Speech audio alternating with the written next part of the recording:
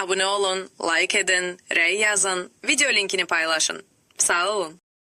Salam, 7-ci sinif kimya dərsi ilə ikinci hissədən ikinci mövzunun suallarına baxaq. 5.2 sadə distillə və fraksiyalı distillə üsulları. Öyrənciləriniz tətbiq edin hissəsindəki sualı oxuyaq. Verilmiş qurğudan istifadə etməklə dəniz suyunun duzlardan təmizləmə prosesi aparılır. A. Kolba, soyuducu və termometr qurğuda hansı hərflərlə göstərilmişdir? Deməli, birincisi kolba X-la göstərilib. Soyuducu, bu isə soyuducudur. Y ilə, termometrdəki T hərfi ilə göstərilib. Buradakı da termometr. Qurğunun hansı hissəsində buxarlanma baş verir? Qurğunun, baxın, bu hissəsində baş verir. Burada bir hərf yazılır. Buna bu şəkildən də baxa bilərsiniz. Buxarlanma hadisəsi kolbada baş verir, yazaq. Çünki bu kolbada kolbanın yuxarı hissəsi yaza bilərsiniz. Daha konkret olsun deyə.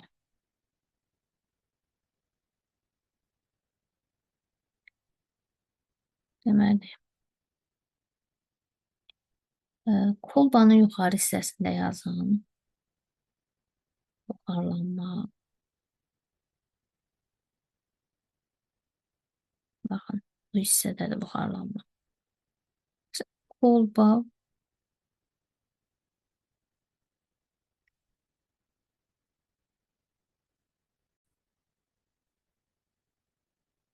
bu hissə bu sadə distillə üsuludur. Amma fraksiyalı distillə üsulunda bu hissəni fraksiya kolonu kimi yazıb. Sadə gedir. Sadə fraksiya kolonu olmur. Bu elə yuxarı hissəsidir. Kolbanın yuxarı hissəsi yaza bilərsiniz. Fraksiya kolonu da yaza bilərsiniz. Yaxşı. Hansı hissəsində kondensasiya baş verir? Kondensasiya yəni qazdan mayeyə keçir. Soyuducuda, yəni baxın bu Y hissəsində burada yazırsınız, kondensasiya soyuducuda baş verir.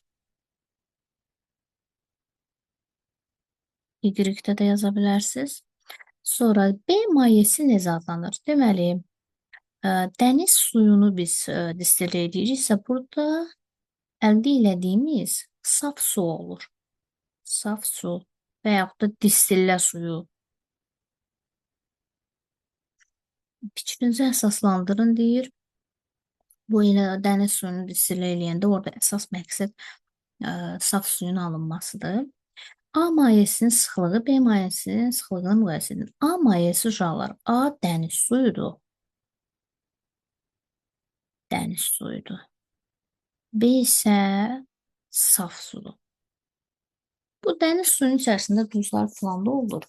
Ona görə bunun sıxlığı, A-nın sıxlığı belə yaza bilərsiniz. Rho B kiçikdir Rho A-dan. Safın sıxlığı daha kiçik olur. Amma dəniz suyunun sıxlığı daha yüksəkdir. Öyrəndiklərinizi yoxlayın hissəsinə baxaq. Metanolun su ilə qarışığından metanolu, çay sodasının su ilə qarışığından suyu hansı üsullarla ayırmaq olar? Metanol burada cədvəldə yazıb həll olur, maya haldadır. Qaynama temperaturda 64, tam onda 7-dir. Deməli, fraksiyalı distillə üsulu ilə bunu ayırırıq. Fraksiyalı distillə üsulu ilə məşq edeyim, siz də yaza bilərsiniz. Metanolu sudan fraksiyalı distillə üsulu ilə ayırırıq.